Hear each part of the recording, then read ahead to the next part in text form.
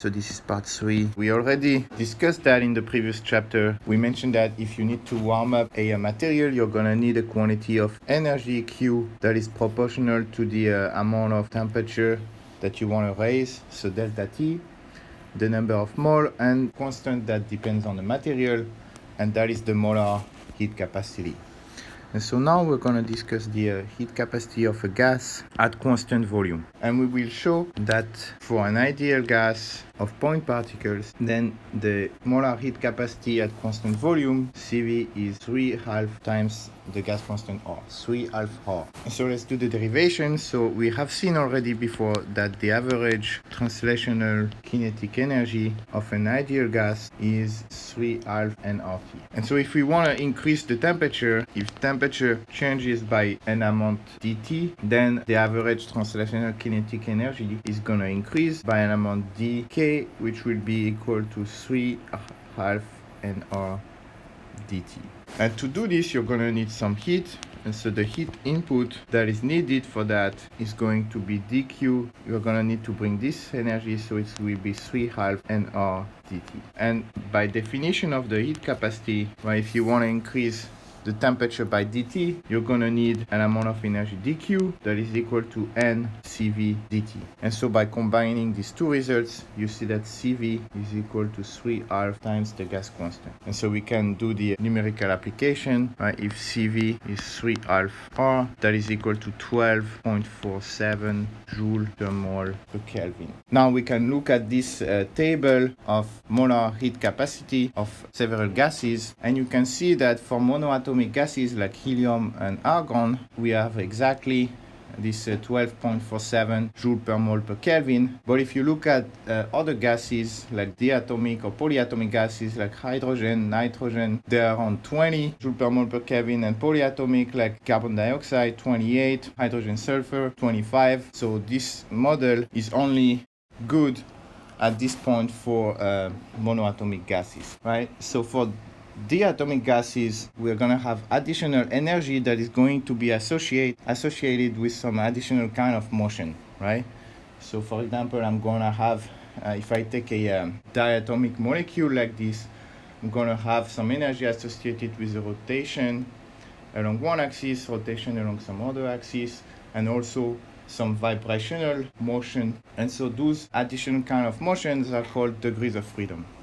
And so the question is, what part of the energy goes into which type of motions, and also how each of them is corresponding to the macroscopic description, which is how they go into how they affect the temperature. And so for this, there is a theorem that is called the Theorem of Equipartition of energy, which states that each degree of freedom contributes to the same amount, 1/2 nRT, to the total internal energy.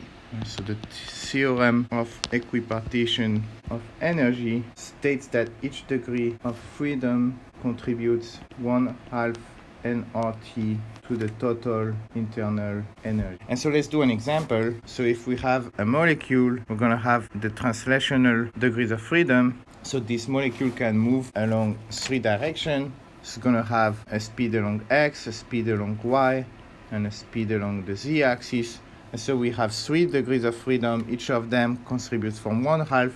And so the translational kinetic energy is 3/2 nRT.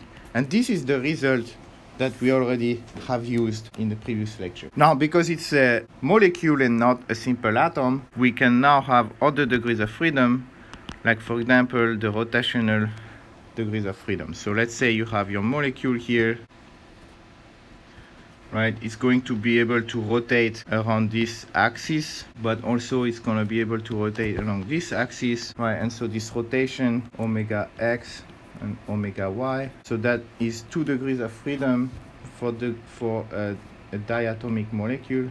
And so one question is why we don't have an additional one for rotation along the z-axis, omega z, right? And so in fact there is rotation along the z-axis, but this usually doesn't change in ordinary collisions, right? So there is no way to transfer this energy, and so we can ignore it. So omega z does not change in ordinary collisions. So we only have these 2 degrees of freedom, and so for diatomic molecules, k rotational is going to be 2/2 nRT. right? That's for diatomic, right? If you have a polyatomic, let's say now I have a molecule like this, and so this time, this type of rotation along this axis, or along this axis, all of them are gonna have to be counted because they can be modified during collisions, and so we are gonna have 3/2 nRT corresponding to the 3 degrees of freedom rotation along X, Y, and Z. So that is for polyatomic molecules. And we also have additional degrees of freedom due to the vibrations of those bonds, right? So the vibrational degrees of freedom, and you know from physics 9a that the energy will oscillate between potential energy and kinetic energy. And so you have 2 degrees of freedom here, so kinetic and potential. And so that's going to contribute for 2/2 nRT, right? So if you add all of these, you would get 3/2 translational plus for a diatomic molecule 2/2 from the rotational, and then another 2/2 for the vibrational. Now, it turns out that the degrees of freedom can get frozen, and this is the results from quantum mechanics. You can see here, for example, for a molecules of hydrogen, H2, you have the heat capacity that is 3/2, and as you raise the temperature, eventually the rotational degrees of freedom are not frozen, and so at room temperature we have around 5/2, and then on the other hand the vibrational degrees of freedom are completely frozen, and in fact the molecule dissociates before it reaches 7/2. Now let's do a practice question. So let's say you have 2 gases, 1 mole of argon of a monoatomic gas, for example argon, and you have another gas, also 1 mole, but of a diatomic molecule, say nitrogen. And both gases are at room temperature, and you warm them up, and you bring, for each of them, you add the same amount of heat. So plus same amount of heat. So what about their temperature? And so in fact, because one is monoatomic and the other one is diatomic, the temperature of the monoatomic gas will be larger than the temperature of the diatomic gas. And this is because the heat capacity for argon is going to be 3/2 nRT, right? So, 3/2 R. Whereas the heat capacity for diatomic molecule is going to be 7/2 because we have an additional 2 degrees of rotational degrees of freedom. And so it takes more heat to warm up nitrogen than to warm up argon. Another mistake here. And so the temperature of argon is going to be larger. Now this was for gases.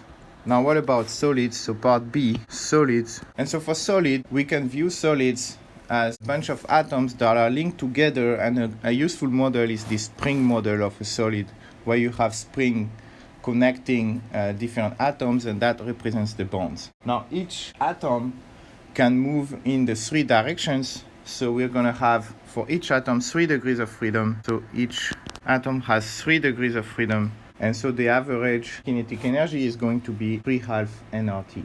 But we have those bonds also, and so there will be also the potential energy, and so the average potential energy, which is the elastic deformation, is also going to be 3/2 nRT. And so the total is therefore going to be 3 nRT, and so that means that the heat capacity is going to be equal to 3R. And that is a rule that is called the rule of Dulong and Petit, that most monoatomic solids have the same heat capacity, which is equal to 3R. And so this is for an ideal monoatomic solid, and we can calculate this, and this is 24.9 joule per mole per Kelvin. Now we have already seen this table before with the specific heat and the molar heat capacity, and you can see that for the monoatomic solids, like for most of them, like aluminum for example, 24.6 joule per mole per Kelvin, copper 24.8, iron 26, lead 26. So for most solids, this is a pretty good model that explains the heat capacity. And so essentially it means that it doesn't depend on the mass of each and every atom.